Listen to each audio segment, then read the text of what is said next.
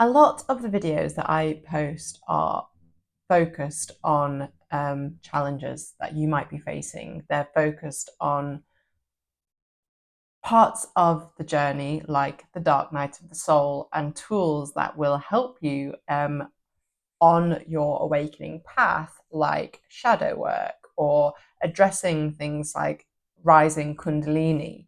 And this is because if you're searching on YouTube for help, then I want to meet that, because I have been in the places where you potentially are struggling and having a desire to live a life that is filled with love and abundance, and going on the journey of answering the call, going through the dark night, being in the depths of nothingness, and wondering when it's going to end, discovering the magic of the unconscious mind and how it controls us, and how the ego, the incredible tool, like the part of our psyche that it is, how it actually just wants to keep us safe rather than help us expand. But all of the videos that I record, I hope will help you expand and evolve. And I do that through sharing my experiences, things that I have learned about the dark night, about shadow work, about anything that's going to help you move a little bit closer to your truth, to meeting your true self, and being able to fully embody that, because that's what I believe that we're here to do, is to know thyself fully. And there are many, many ways that we can do that. And something that I want to address is the journey. There was a lovely comment left on my last video, which was targeting the dark night of the soul for people who are deeply in it, because I am meeting a lot of people who are deeply in it at the moment.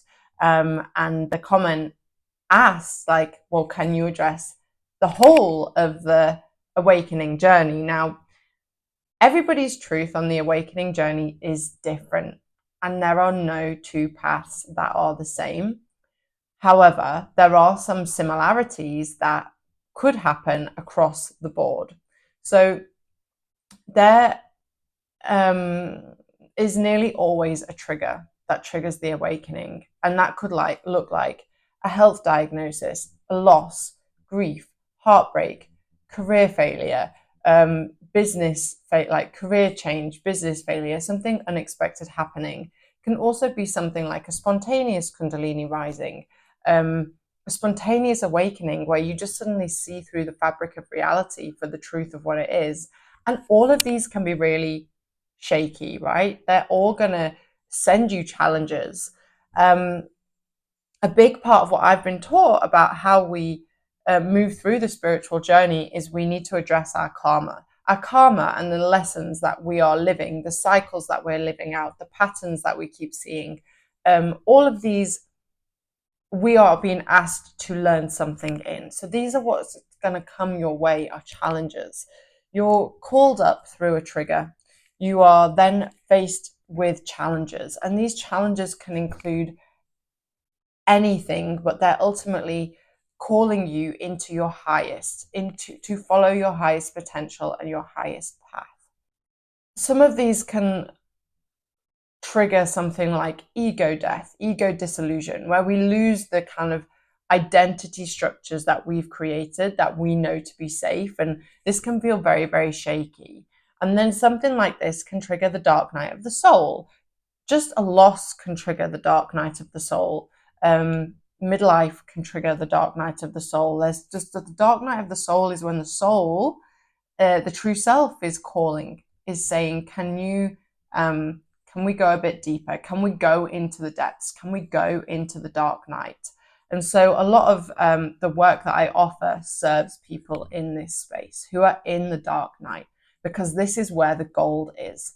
This is where going into the dark night, into the depths of the unconscious, that's where you're going to find the gold. That's where you're going to be able to make the changes.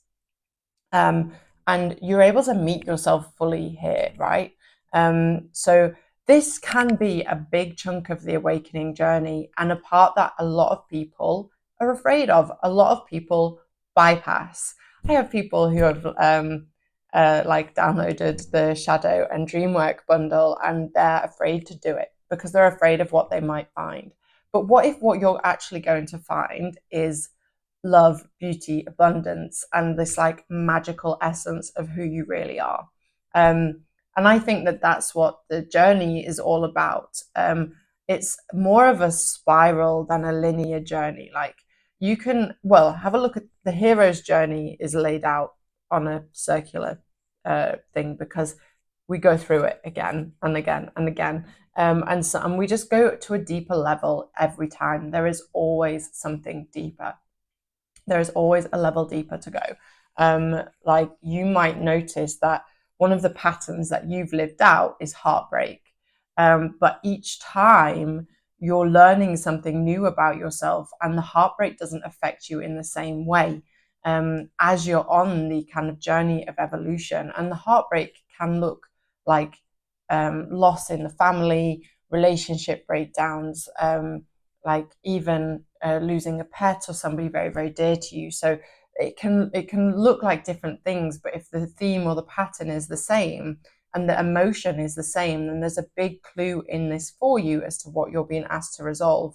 And the spiral is every time you go into it, next time a spiral gets like smaller and smaller and smaller as you move up, and then as the closer and closer you get up here, the less of a hold it has over you because you realize that you are so much more.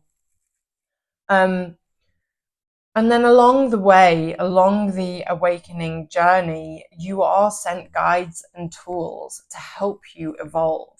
Mentors, teachers, and they may not always be dressed in white light. You know, some of them might be painful, like the trickster vibes, or other kind of energies that are here asking you to learn a lesson. It can be one of my biggest teachers was the collapse of my business, or even cancer was a big teacher for me.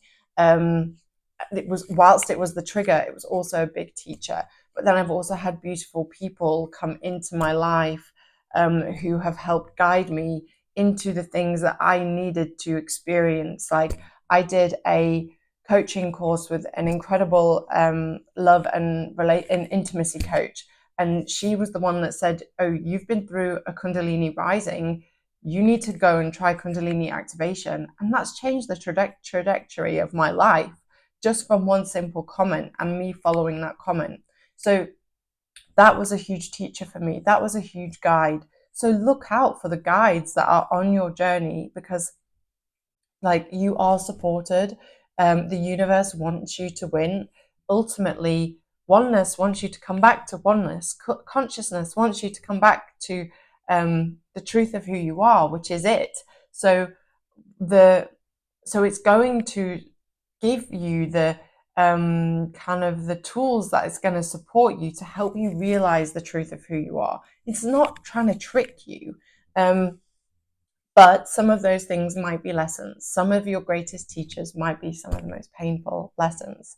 And then I believe that throughout all of this, you're always being asked to come back to love, to return to love.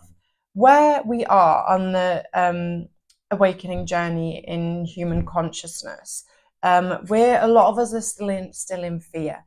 We're living in the 3D, but that's like very ego based, like very will, drive, power, masculine energy. We're being asked to come back into the heart. How we resolve fear is through love, through witnessing, through acceptance, compassion. That's how we resolve fear. So fear can lie in the lower chakras, especially if it's like basic need fear, fear in relationships, fear of being seen, and then like fear of like procrastination, fear of failure, fear of being of success. Whatever the fear is dressed up as generally lies in the lower chakras. But then coming to the heart chakra, you are being asked to come back to love, return to love, because that's where you're going to find your truth.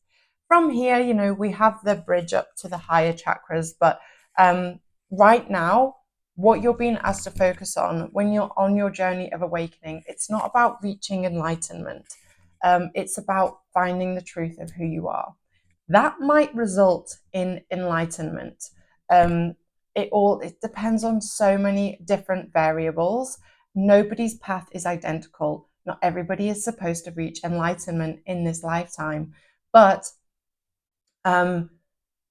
what we can all experience is heaven on earth, which lies in the heart, which is you feeling love just for feeling love, being love just for being love, not because you're happy, not because you're in a new relationship, not because you're experiencing financial wealth. It's just being in the heart, because that's where your consciousness rests. And that is an extremely powerful place to be. So, whilst the journey of awakening can seem like, oh, I have to do all of these things, I have to go through the dark night of the soul, I have to find my dharma, find my purpose, I have to learn where I'm going to serve. Yes, it can be all of those things, but let's make it really simple and let you find your center. Let's you find the truth of who you are, and you're going to find that in the heart. Where some people get a bit kind of tripped up as well on this journey is we do Instagram spiritual awakening, right?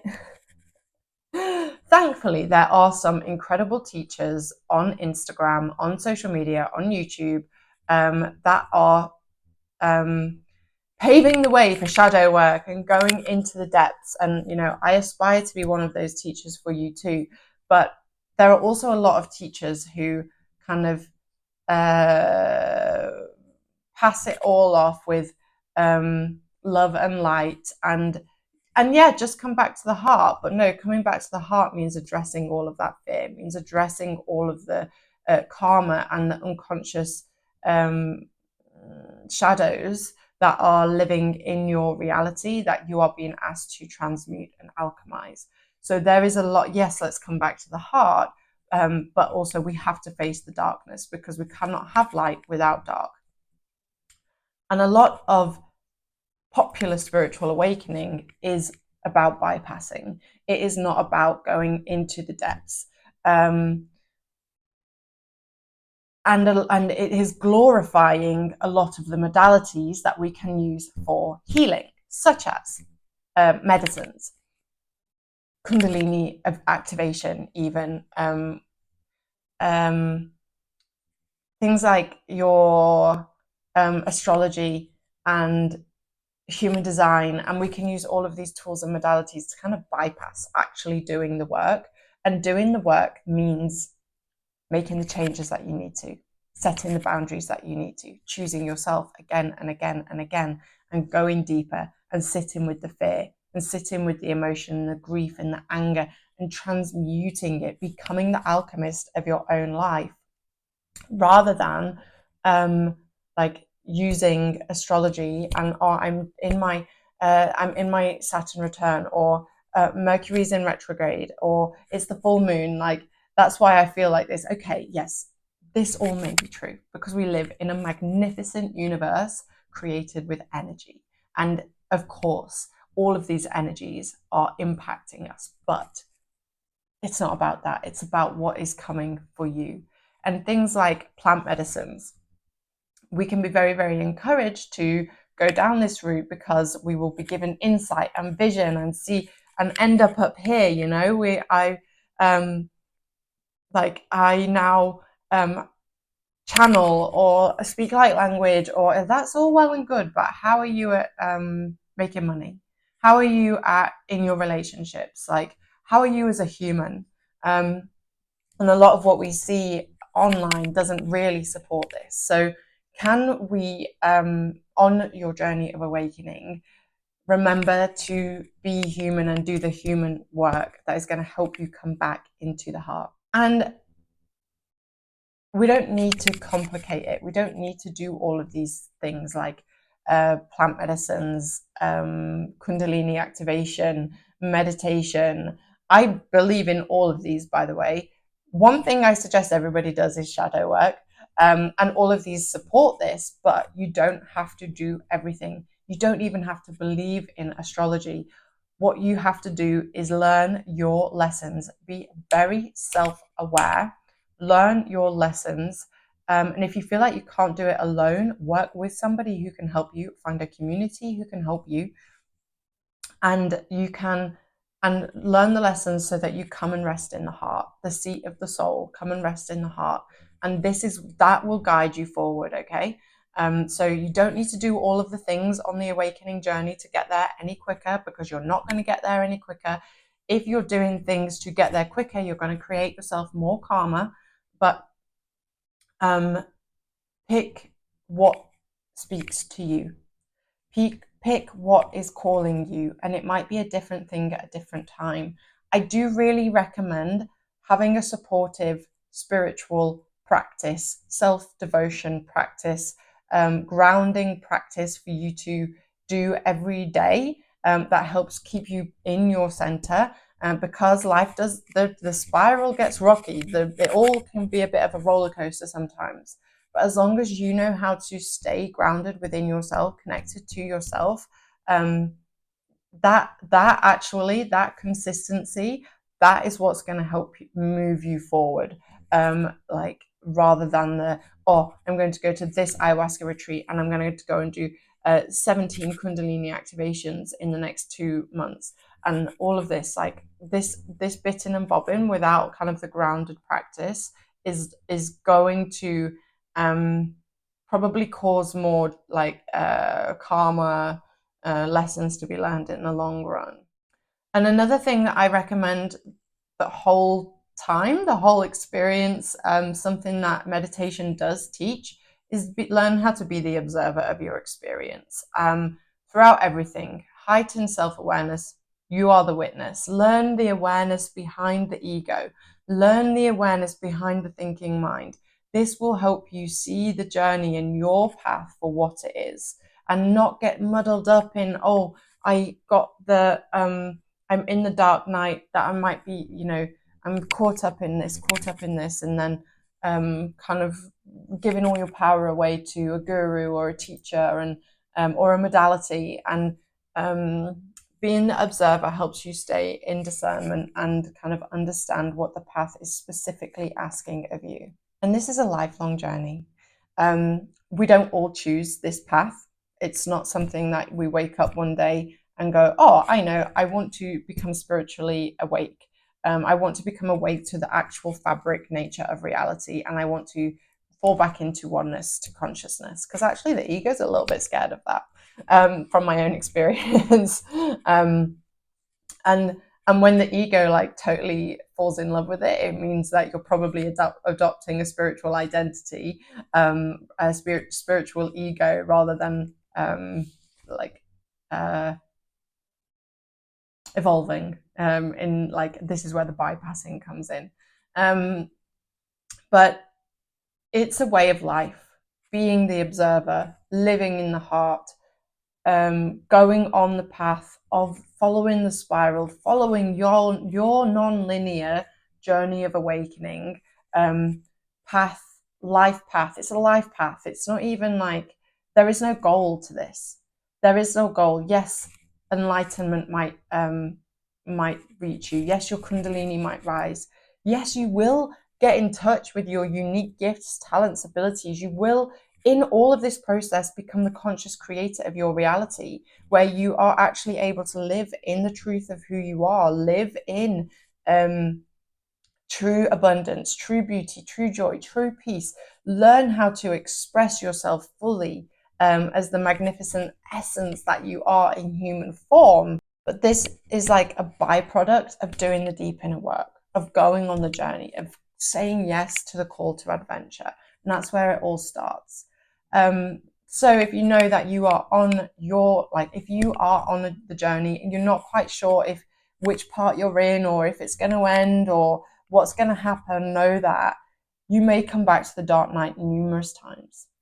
You may experience the same challenge numerous times, but it's a spiral. And every time you're being asked to transmute your fear and come back into the heart, let go of the ego, come back to the true self. It's all about wholeness and moving towards wholeness. And that's where you're going to find the light. That's where you're going to be guided. I hope that this video has helped you. maybe give some clarity or some answer any questions. If you do have any questions or any comments, I enjoy reading them. I enjoy being able to offer support where I can. So please just leave a comment. And if you enjoyed this video, hit the thumbs up and the subscribe. And I will see you soon.